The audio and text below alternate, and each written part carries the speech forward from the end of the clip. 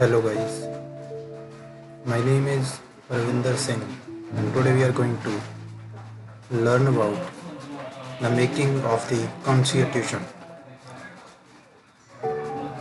संविधान को बनाने की शुरुआत कॉन्स्टिट्यूट असेंबली के फॉर्मेशन से हुई, जिसका आइडिया एम एन रॉय जी ने दिया. It was in 1934 that the idea of a Constituent Assembly for India was put forward for the first time by M N Roy. और उसी आइडिया पे 1938 में जवाहरलाल नेहरू जी ने on the behalf of the Indian National Congress they declared that the Constitution for a free India must be framed without any outside interference by a Constituent Assembly which would be elected on the basis of the adult franchise. ये demand finally British government ने accept कर ली, जिसके बाद उन्होंने 1940 में अगस्त offer भेजा और उसके बाद क्रिप्स प्रपोजल, जो कि मुस्लिम लीग ने रिजेक्ट कर दिया था, जो कि इंडिया को दो ऑटोनोमस स्टेट्स में डिवाइड करता था with two separate constitute assemblies. And आखिर में कैबिनेट मिशन इंडिया भेजा गया, जो कि रिजेक्ट करता था the idea of the two constituent assemblies, but it put forward a scheme for constituent assembly which more or less satisfied the Muslim League. इसके बाद आइए जानते हैं कि कॉन्स्टिट्यूट असेंबली की कॉम्पोजिशन क्या थी, कौन कौन था उस असेंबली में.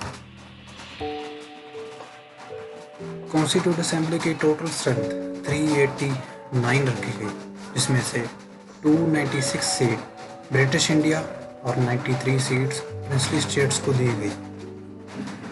296 सीट्स में से 292 मेंबर्स जो थे वो 11 गवर्नर प्रोविंसेस से लिए गए और 4 from the chief commissioner provinces and 1 from each.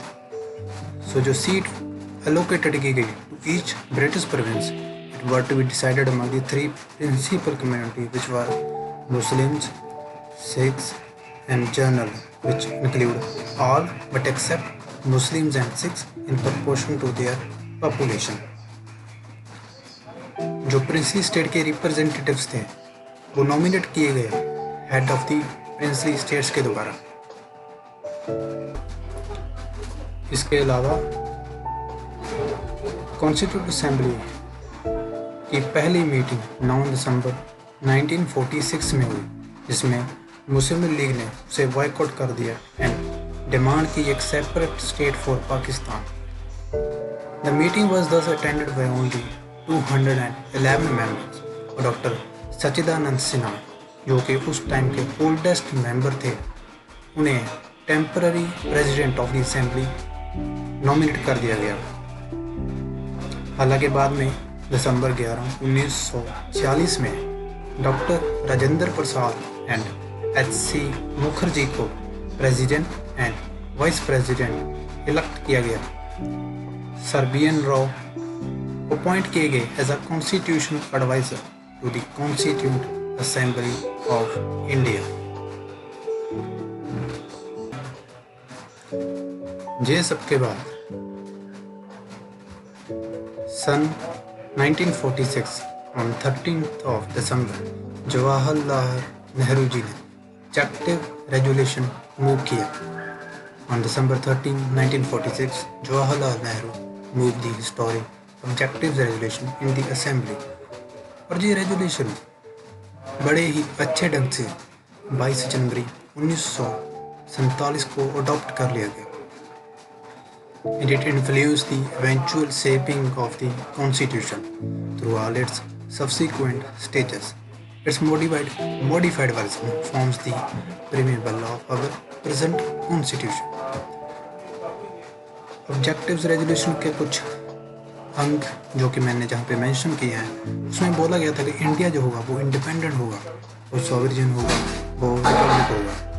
India union of states होगा, जो कि वेस्ट वाले ब्रिटिश इंडियन की जो टेरिटरी थे उन्हें मिलाकर बनेगा.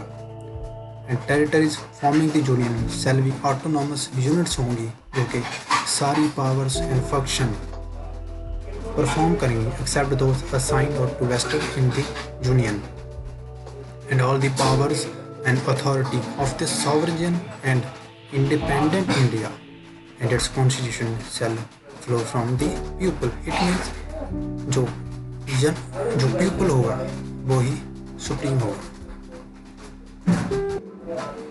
इन सब के बाद इंडिपेंडेंस एक्ट फॉर्म होगा।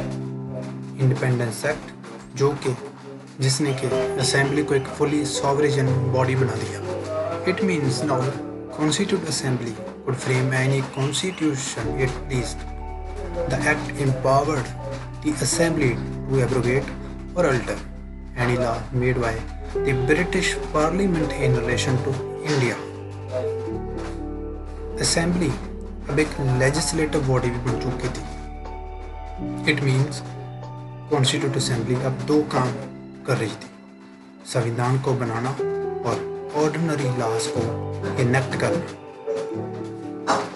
ये दो टास्क जो कि सेपरेट डेज पे परफॉर्म किए जाते थे और इसीलिए इस चीज़ ने असेंबली को भारत का पहला डोमिनियन लेजिस्लेचर बना दिया। गौर फरमाइए, जब constitute assembly as a constituent body होती थी तब वो डॉक्टर राजेंद्र प्रसाद जी उसे चेयर करते थे, और जब वो एज अ लेजिस्लेटिव बॉडी होती थी तो उसे जी.बी. मावलंकर जी चेयर करते थे। और ये दोनों फंक्शन 26 नवंबर 1949 तक चले, जब तक कि भारत का महान संविधान नहीं बन गया।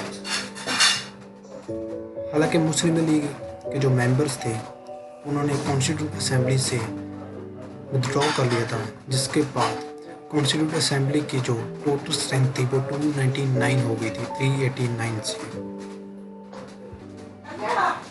इसके अलावा कॉन्स्टिट्यूंट असेंबली ने कुछ और फंक्शन भी परफॉर्म किए। माफ़ कीजिएगा, इंडिपेंडेंस एक्ट के बाद कॉन्स्टिट्यूंट असेंबली ने कुछ और फंक्शन भी परफॉर्म किए, जिसमें कि it ratified the India's membership of commonwealth in May 1949। It adopted the national flag on July 22, 1947। It adopted the national anthem adopted the national anthem on January 24, 1950, and it adopted the national song on January 24, 1950. It also elected Dr. Rajendra Prasad as the first president of India on 24th of January 1950. इसके बाद constituent assembly में कुछ committees भी constitute की गई, जिसमें कि union power committee जो कि जवाहरलाल नेहरू हेड कर रहे थे, यूनियन कॉन्स्टिट्यूशन कमेटी जिसे कि जवाहरलाल नेहरू हेड कर रहे थे, प्रोविंशियल कॉन्स्टिट्यूशन कमेटी जिसे सरदार पटेल, और ड्राफ्टिंग कमेटी जिसे doctor B.R. Ambedkar ji head कर रहे थे। बता दूं कि जहाँ पे बहुत सारी और माइनर कमेटीज़ थी, लेकिन मैंने जहाँ पे जो मोस्टली मेन कमेटीज़ है उनका नाम और उनका जिक्र किया है।